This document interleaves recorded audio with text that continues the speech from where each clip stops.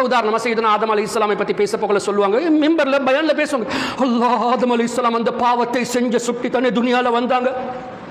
Are you trying to show sympathy? Adam அலைஹிஸ்ஸலாம் பாவம் செஞ்ச சுட்டி தானே துனியாவுக்கு வந்தாங்க.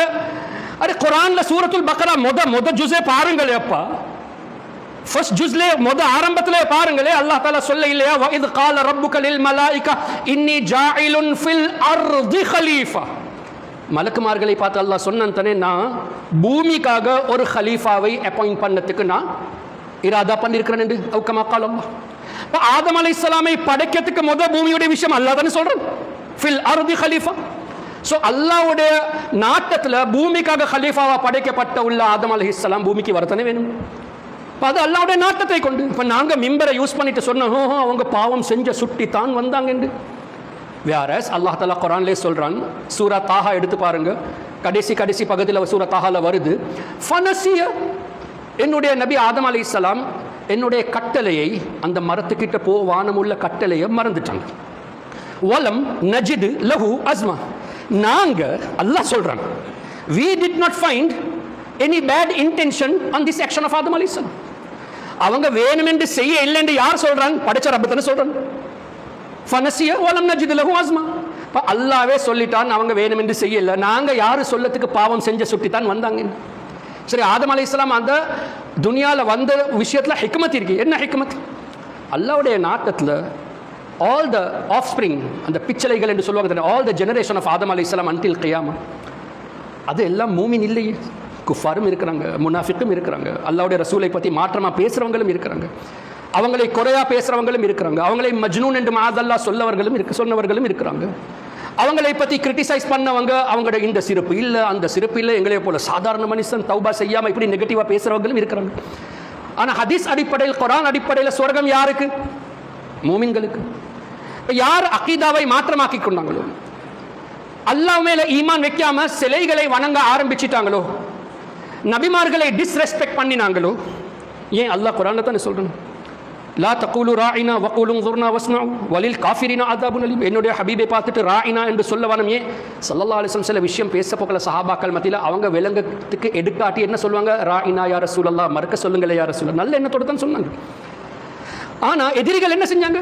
அந்த ராயினாவை ராயினா என்று இழுத்துட்டு சொல்ல காட்டினாங்க. பார்த்தீங்களா, ஸல்லல்லாஹு அலைஹி வஸல்லம் பார்த்துட்டு சஹாபாக்கள் அந்த ஷெஃபர்ட், அந்த ஆர்டர் கேர்டேக்கராக இருப்பாங்க, அந்த அவருக்கு ராயினா என்று சொல்றது.